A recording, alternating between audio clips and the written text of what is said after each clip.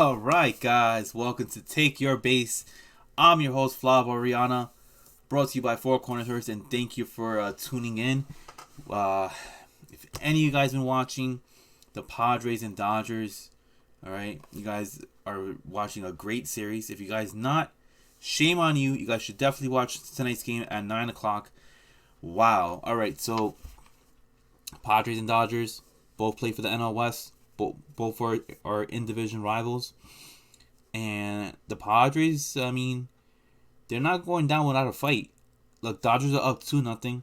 We kind of expect that. We kind of expect the Dodgers to make the World Series. Some people are predicting that the Dodgers are going to be able to win the whole thing. I mean, they should, especially with a star-studded lineup and then them trading for Mookie Betts. Okay? If they end up winning it all, we're not going to be like, oh my God, the Dodgers won it all.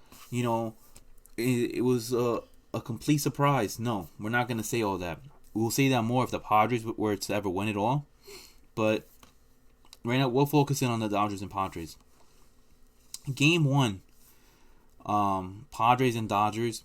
Mike Clevenger takes the mound for the Padres versus Walker Buehler of the Los Angeles Dodgers. I really wanted to see what Mike Clevenger was going to be able to do, and of course, he got hurt in that first inning. After one inning, I'm sorry. It really did suck to see Clevenger get pulled out early because of injury, and Walker Buehler only lasting 4 complete innings. I mean, Dustin Bays took the mound right after him, and he ended up getting the victory because if you don't complete 5 innings of work, you can't qualify for a victory as a starting pitcher, which I think that's a dumb rule. They really need to get rid of that rule. But yeah, Padres and Dodgers. Nola, catcher for the Padres, was the only one that ended up driving in a run, getting them their lone RBI. Padres, they were what's it called, held down in order, only getting 3 hits, 1 run. They had an error. Dodgers ended up winning that game 5-1.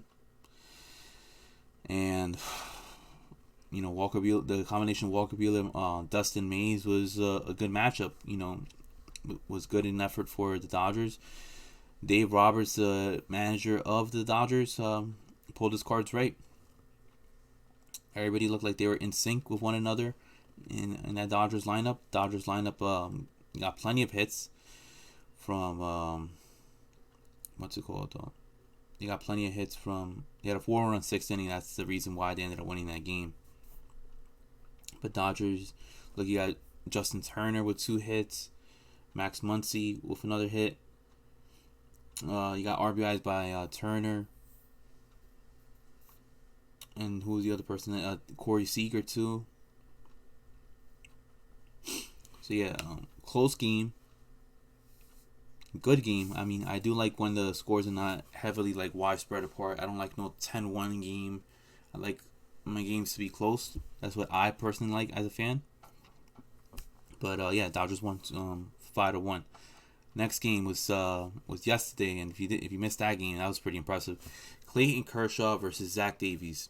Now, many people may not know Zach Davies. I mean, he's been around, pitched for the Milwaukee Brewers. Not a household name. Did what he had to do, but you're going against the great Clayton Kershaw, who has looked stellar. He's had many blunders in the postseason, but one can question. I mean, dating back in my previous episode, why did the Astros need to cheat? I don't know if Dodgers and Astros were to ever face again. You know, I think the Dodgers would have the better hand, but yeah. When it comes to Clayton Kershaw is known to not live up in the big moments, and he did pretty well last night. He ended up pitching 6 innings, got 6 strikeouts, gave up 6 hits, gave up 3 runs, but you know, for what do you expect of Clayton Kershaw right now in this late in his career? I think he did pretty well. We can't expect him to pitch, 7 innings with just 1 hit, 1 run. I mean, it's not going to happen. These Padres are pretty good. Manny Machado You got people like Manny Machado, Eric Hosmer, Fernando Tatis Jr. The Padres are a pretty good team. I mean, I believe it was the second inning, if I'm not mistaken. Was it the second inning? No, it was the sixth inning. Yes, Manny Machado hit a home run in the sixth inning over Clayton Kershaw, and he was talking smack, cursing. I mean, I love that as a fan. I love when people get riled up and they show off their emotions. They start telling it how it is.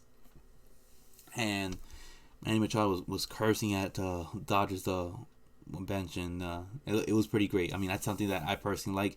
It's kind of like when in basketball when you got like this vicious slam dunk, and then you start talking smack.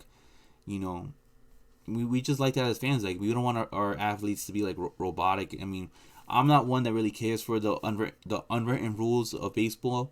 The hell with the unwritten rules. Personally, throw those away just because we're not playing in the 60s. We're not playing in the 70s or anything like that. Let our athletes have fun. Let our athletes be able to show off their emotions. Let our athletes be able to brand themselves. All right. I know if I was playing in the majors, I probably would have been talking smack too if I was Manny Machado, especially in the high leverage game 2 of the NLDS versus the prompt favors that are the LA Dodgers. Many people are picking them to win the World Series. Yeah, I would be talking smack too.